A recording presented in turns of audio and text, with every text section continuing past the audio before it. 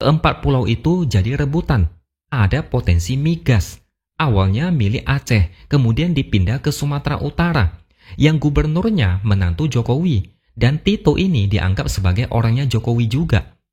Anggapan ini tidak sepenuhnya salah dan bisa menjadi kecurigaan yang luar biasa. Terlepas dari itu, Prabowo lagi-lagi seperti dikerjai.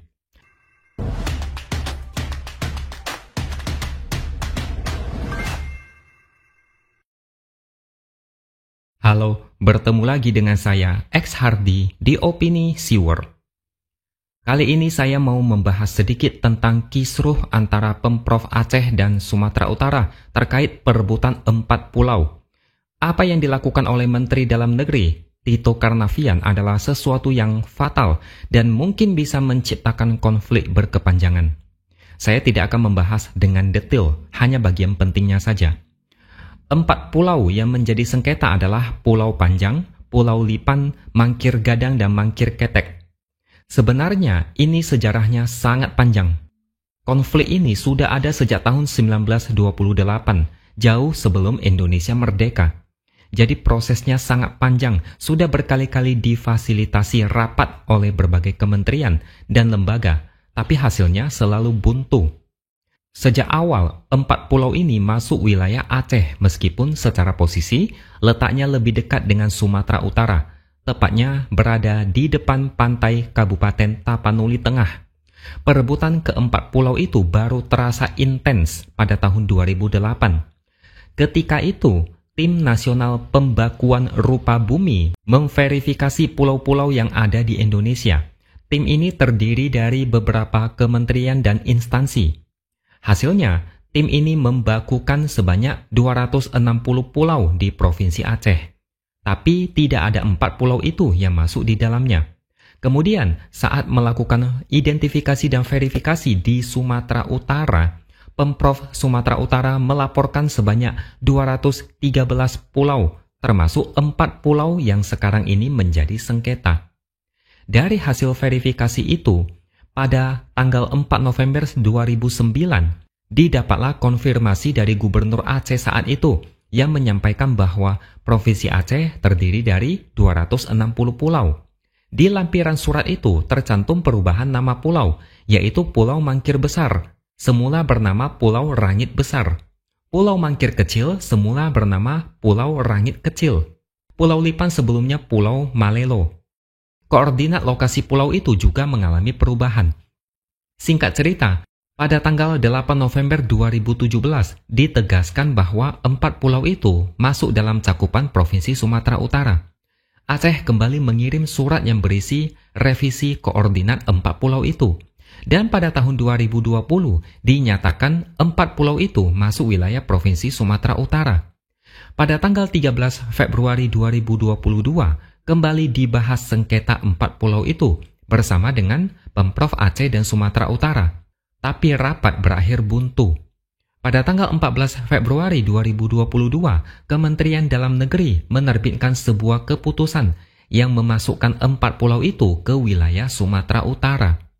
Pemerintah Aceh tidak menerima keputusan itu, dan begitu seterusnya sampai berlarut-larut.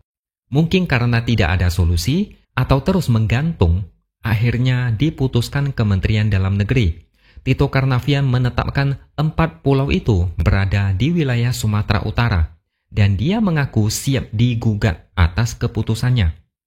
Keputusan ini kemudian menjadi bumerang. Sebagian warga Aceh dengan tegas menolak ke-4 pulau itu masuk wilayah Sumatera Utara. Ada video di mana mereka berbondong-bondong menuju pulau itu untuk menjaga agar tidak diusik. Keputusan secara sepihak ini ditengarai karena ada agenda politik. Tidak lama setelah itu, muncul kabar bahwa posisi ke-4 pulau itu dekat dengan ladang migas. Ini semakin mengundang kecurigaan dari publik, yang mana jika benar, maka agenda politiknya sangat kuat. Apalagi pulau-pulau itu dipindahkan ke Sumatera Utara, yang mana sekarang gubernurnya adalah menantu mantan Presiden Jokowi. Meskipun ini bersifat spekulasi, tapi orang-orang banyak yang mulai berpikir ke arah sana. Konflik perebutan ke-4 pulau itu sudah lama, dan kemudian Menteri Dalam Negeri memutuskan pulau itu masuk ke wilayah Sumatera Utara, yang kemudian muncul kabar ada potensi migas di sana. Dan anehnya lagi, Tito mendukung pulau-pulau itu kalau bisa dikelola oleh kedua pihak. Kenapa tidak? Bobi Nasution juga mengatakan kalau memang benar ada potensi migas di sana, pihaknya siap berkolaborasi dengan Provinsi Aceh untuk mengelola potensi itu. Ini ibarat bisnis yang dipindahkan, kemudian diminta kolaborasi bersama-sama. Agak kurang masuk di akal. Sudah pasti pemerintah Aceh dan rakyat Aceh tidak akan terima. Sudah dari dulu pulau-pulau itu adalah bagian dari Aceh. Kemudian dipindahkan ke provinsi tetangga, kemudian diajak kerjasama. Ini tentu saja tidak adil bagi masyarakat Aceh. Nah, yang membuat banyak orang khawatir adalah konflik ini akan menjadi keributan yang berkepanjangan. Bagi yang tidak tahu, Aceh pernah berada dalam konflik yang super panjang. Gerakan Aceh Merdeka atau GAM lahir pada tanggal 4 Desember 1976 karena kecewa dengan sikap pemerintah. Konflik ini berlangsung dari tahun 1976 sampai tahun 2005 atau 29 tahun. Konflik ini baru selesai melalui kesepakatan di Helsinki, Finlandia.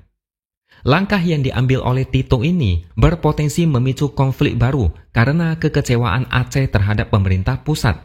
Saya tidak tahu kenapa keputusan ini diambil, padahal bagi banyak orang ini sangat gegabah dan ada bau-bau politik.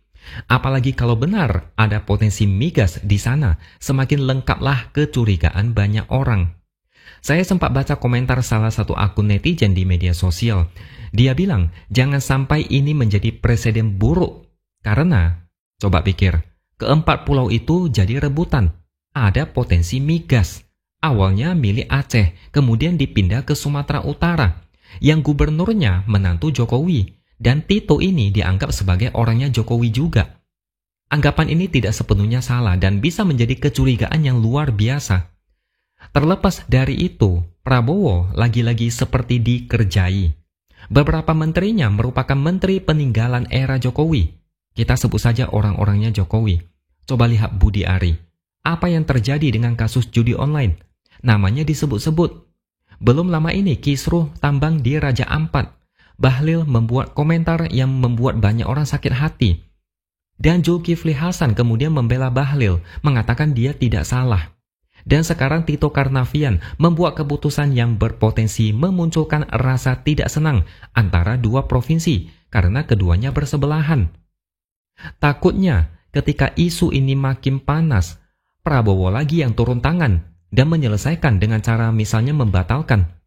Ini sama saja bikin repot presiden yang membersihkan kekotoran yang dibuat anak buahnya, terutama orang-orangnya Jokowi selama ini. Makanya sudah berkali-kali Prabowo diminta agar segera menyingkirkan orang-orangnya Jokowi. Reshuffle menteri yang hanya menjadi duri dalam daging, yang lebih hormat ke Solo daripada Prabowo. Tapi Prabowo seakan tidak berani. Dalam beberapa pidato, Prabowo seakan sangat heroik, tidak takut mati. Belum lama ini dia mengaku rela mati demi memberantas korupsi. Tapi faktanya menyingkirkan orang-orangnya Jokowi saja, dia terus menunda. Entah apa yang ditakutkan. Kalau terus dibiarkan, yang repot lama-lama ya Prabowo sendiri.